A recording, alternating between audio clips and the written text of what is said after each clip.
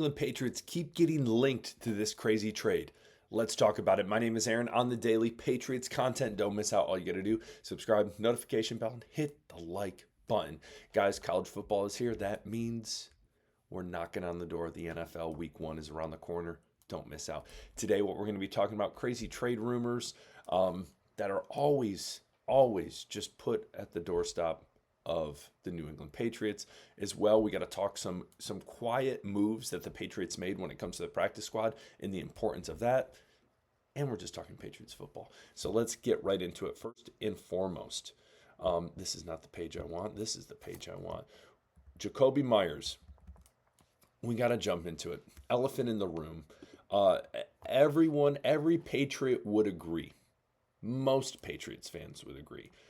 The move where they did not try to extend Jakobi Meyers' contract and instead opted to get Juju Smith-Schuster, that was a bad move on the Patriots. It was a bad move on the Patriots. Juju Smith-Schuster obviously did not pan out for the Patriots. He ends up getting dropped. He goes back to Kansas City just because he has that connection with Andy Reid, and he's done well for them.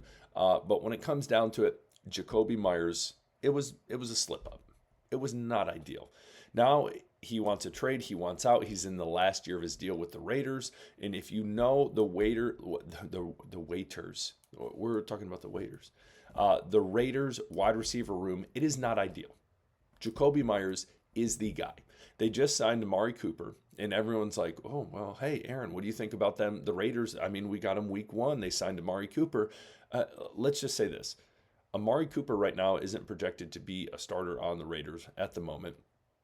Also, on top of that, there's a reason he went so long without signing somewhere, is because he didn't jump off the page. No one, listen, I think a lot of people wanted Amari Cooper on the Patriots, but again, I think Stephon Diggs, the route we went, is a good route, and I have no issue with that. Now, the rumor is Jakobi Meyers, as I said, wants a trade. The Patriots' first 53-man roster had 8. Then they whittle it down to 6.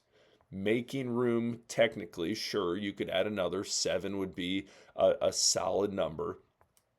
Okay. The question is that something the Patriots are looking at? I don't know. I do not know. Because, again, the question is, Stephon Diggs, he's going to come back. How's he going to look? Mac Hollins, great pickup. Not only, I think, is he going to do well on the field, but I think just for the locker room, we've said that a million times for this wide receiver room. Kayshon Boutte, potential. Pop Douglas in the slot, a lot of potential. Efton Chisholm, a lot of potential. Kyle Williams, we will see. I was very high on him when it came to training camp. He still, I feel like, has a lot to show, but has the potential to break out a big vertical threat. So, Jakobi Meyers, do the Patriots have a conversation? Now, in this article right here, I pulled this one up just because I thought it was interesting. They say there's only one team interested, and that is the Pittsburgh Steelers.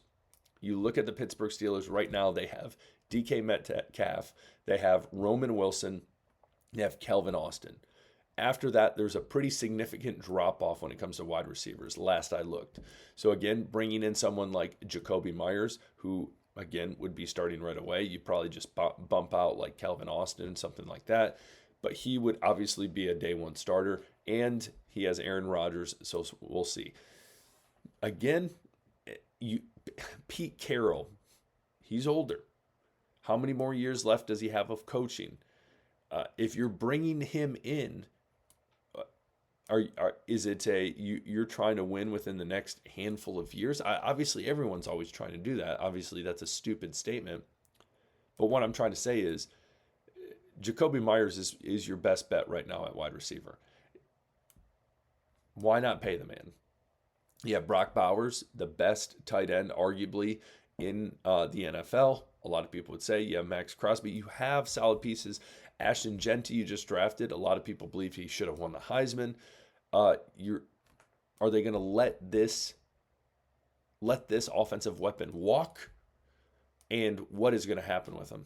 That's my question for you guys. So I just had to bring that up. And I know you're going to laugh because I feel like all last year, all we talked about was wide receivers for the Patriots. We talked about the whole Brandon Ayuk situation. We talked about Calvin Ridley. We talked about Chris Godwin. We talked about all these different situations. T. Higgins forever. And every time a wide receiver pops up, I swear the media's still like, hey, Patriots, you interested? Yes or no? What do you know? Oh, who cares? We're going to put something out there. But again, elephant in the room, had to talk about it. I think it would be smart of the Raiders to extend him. We will see moving forward. What do you say, Patriots Nation? Would love to hear from you. Next up, just got to jump into the practice squad. Some moves. You look at the bottom right here.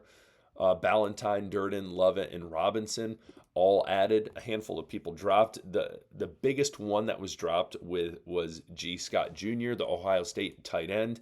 Does not surprise me again from the sense C.J. Dupree is on the team. If you look at the top at number 4. So a guy I was a little higher on. There was a short moment in training camp that a lot of people were like, look at G. Scott. He's going to make the roster. He's going to make the roster. And I think that was a short-lived dream. And so you look at the depth added on this practice squad, and it really hones in on what? Defense. Again, more depth at the cornerback position. Ballantyne has a little NFL experience, not a ton. Corey Durden has a little bit of NFL experience, not a ton. Mark Robinson had some time with the Steelers. Again, started a handful of games, not many in his career. And then as well, Lovett is a guy who was with the Chiefs and then was obviously waived when it came to the roster cuts. But he's the youngest of the 4. But really saying, hey, we need to add depth to this defensive line. And what's crazy is you look at the other, there's multiple a lot of defensive players on this. So again, you look at the issue last year. Where did we have issues last year on defense? Cornerback, we had injuries. Defensive line, we had some injuries. We had some depth issues.